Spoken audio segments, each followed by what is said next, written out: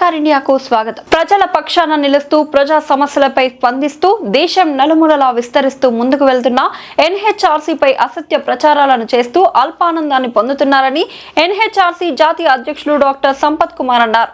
NHRC అన్ని చట్టబద్ధమైన అనుమతులతో ముందుకు వెళ్తున్నామని, వాస్తవాలను తెలుసుకొని మాట్లాడాలని అసత్య ప్రచారాలు చేయడం తగదని డాక్టర్ సంపత్ కుమార్ అన్నారు. నిజాలు నిర్ధారించుకోకుండా, ఆధారాలు లేకుండా అసత్య ప్రచారాలు చేయడంపై డాక్టర్ సంపత్ కుమార్ ఆగ్రహం వ్యక్తం చేశారు. ఇదే తరుణంలో నేషనల్ హ్యూమన్ రైట్స్ కౌన్సిల్ తరఫున మా తరఫున చెప్పాల్సిన బాధ్యత మాకుంది. నేషనల్ క్యాపిటల్ టెరిటరీ ఎన్సిటి అనేది ఒక రాజ్యాంగబద్ధంగా ప్రభుత్వంచే ఏర్పాటు చేసిన సంస్థ. ఈ సంస్థ వారు మేము అపీల్ చేసుకున్న national Human Rights Council NHRC అనే పేరుని దేన్నైతే మేము అడిగామో ఆ పేరుని మాకు స్క్రూటినీ చేసి మరీ ఇవ్వడం జరిగింది. స్క్రూటినీ ఇక్కడ మీరు చూస్తే స్టాంపింగ్ ఉంటుంది, మాకు స్క్రూటినీ చేస్తున్నారు. అలాగే బ్యాక్ సైడ్ కూడా మేము అడిగినటువంటి దాన్ని స్క్రూటినీ చేశారు. ప్రతి పేజీ కూడా స్క్రూటినీ చేయడం జరిగింది. ఇక్కడ మేము ఆల్మోస్ట్ గవర్నమెంట్ వారికి తెలియజేస్తాం, మాకు ఈ సంస్థ పేరు ఏదైతే national Human Rights Council NHRC అనే ఈ సంస్థ పేరు మాకు కావాలని మేము అడగడం జరిగింది. దాన్ని చదివిన తర్వాత మేము ఇక్కడ క్లియర్గా ఒకటి చెప్పాము, అడుగుతూ దీన్ని ఏ విధంగా మేము పనిచేస్తామనేది కూడా ఇక్కడ స్క్రూటినీ చేస్తున్నారు. స్టాంపింగ్ పక్కన స్క్రూటినీ స్టాంప్ ఇది ఉంది. ఇక్కడ మేము జరిగింది అంటే ఏమని రాస్తున్నామంటే, name of the trust National Human Rights Council NHRC, area of operation all over India, registered office Ashok Nagar Delhi అని పెట్టి, అడ్మినిస్ట్రేటివ్ ఆఫీసు ఇదే విశాఖపట్నంలో నేషనల్ అడ్మినిస్ట్రేటివ్ ఆఫీస్ ఉంటుంది. ఇక్కడ నుంచి పరిపాలన సాగిస్తామని చెప్పి మేము సంబంధిత రిజిస్టర్డ్ అథారిటికల్ ఆర్గనైజేషన్ ఎన్సిటి వారికి తెలియజేయడం జరిగింది. సదరు ఈ చెప్పిన ఆబ్జెక్ట్స్లో కూడా ట్రస్ట్ ఎస్టాబ్లిష్మెంట్ ఉద్దేశాలు కూడా క్లియర్గా చెప్పడం జరిగింది. ట్రస్ట్ తాలూకా ఉద్దేశాలు, trust protect and promote the human rights, మేము ప్రొటెక్ట్ చేసి హ్యూమన్ రైట్స్ మానవ హక్కుల గురించి ప్రమోట్ చేస్తాం, 10 మందికి తెలిసేలా చేస్తాం. Works against crime, violence, corruption, ఏదైతే క్రైమ్ జరుగుతుందో క్రైమ్స్కి వ్యతిరేకంగా, కరప్షన్కి వ్యతిరేకంగా, వయోలెన్స్కి వ్యతిరేకంగా పనిచేసే అవకాశాలు అని కోరడం జరిగింది. అలాగే library, health, women empowerment, skills వీటిల్లో కూడా పనిచేస్తామని జరగడం జరిగింది. Protect and promote the mother and child right, to promote the constitution and law, give support to the labour and poor, అలాగే కౌన్సిలింగ్ ఫ్యామిలీ ఇష్యూస్లో, సోషల్ జస్టిస్లో వర్క్ చేస్తామని మేము ఇదివరకే ఇంతకుముందే మా ఎయిమ్స్ అండ్ థియరీలో సదరు ఏదైతే అథారిటికల్ రిజిస్ట్రేషన్ ఆథరైజేషన్ ఎన్సిటి వాళ్ళు చెప్పడం జరిగింది. దాన్ని స్ఫూర్తిని చేస్తూ మాకు సదరు ఒక ఇది మా స్టాంపింగ్ మా వేరుముద్రలు తీసుకుంటూ మా తలకు దీన్ని ఇచ్చేసుకుంటూ ఒక సర్టిఫికేట్ని రిలీజ్ చేస్తారు, ఇవ్వడం జరిగింది. సర్టిఫై చేశారు.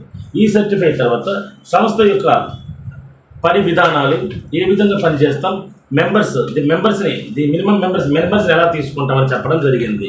దీంట్లోనే మేము దీంట్లోనే కౌన్సిల్ వరకు registered agency working area all over India అని చెప్పడం జరిగింది.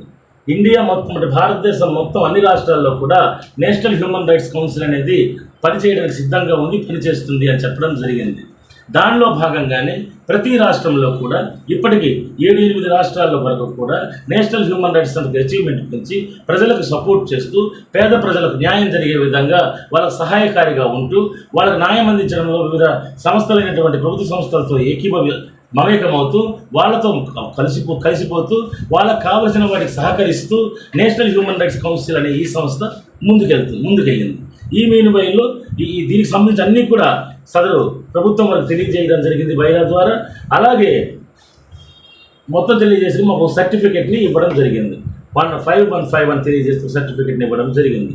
ఇది ఇచ్చిన తర్వాత ఈ పేరు మాకు ఎథెంటిక్గా కావాలి, నేషనల్ హ్యూమన్ రైట్స్ కౌన్సిల్ అనే పేరు మీద అబ్జెక్షన్లు వస్తాయి కాబట్టి ఎథెంటిక్గా మాకు ఈ పేరుకి సహకరించమని 2021లోనే సంవత్సరం 2021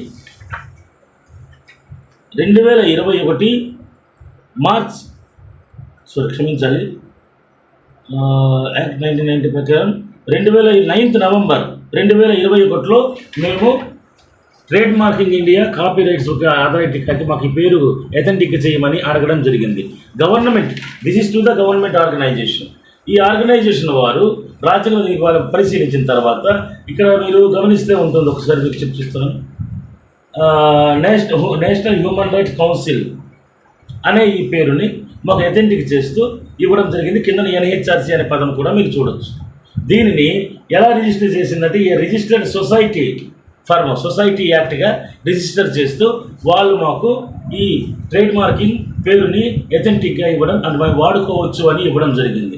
ఎప్పుడైతే ప్రభుత్వ సంస్థలు దీన్ని మీరు వాడుకోండి అని మాకు ఇచ్చాయో మేము ఈ సర్టిఫికేట్స్ ఆధారంగా మా వర్క్ను మేము స్టార్ట్ చేసి ఏ వర్క్ని అయితే మేము చేస్తామని చెప్పామో ప్రభుత్వానికి అంటే ఎన్సిటీ ద్వారా తెలియజేసామో ఆ వర్క్ని న్యాయబద్ధంగా ఇంతవరకు ఎటువంటి పొరపచ్చలు లేకుండా సంస్థ ఎవరైతే ప్రజాసేవలు అంకితభావంతో పనిచేస్తారో ఎటువంటి శాలరీ తీసుకోకుండా ఎటువంటి రెమ్యూనరేషన్ లేకుండా ప్రజాసేవ కోసం పరితపిస్తున్నటువంటి వాళ్ళు ఎవరైతే ఉంటారో వాళ్ళందరినీ కూడా ఒకే దగ్గర క్రోడీకరించి వాళ్ళ ద్వారా వివిధ రాష్ట్రాల్లో పేద ప్రజలకు అవసరమైన వారికి జస్టిస్ అవసరమైన వారికి ఆ జస్టిస్ అందే విధంగా సపర్యలు తీసుకునే విధంగా మేము చర్యలు తీసుకుంటూ వీటి ద్వారా మీటింగ్స్ని కండక్ట్ చేస్తూ మీటింగ్స్ అంటే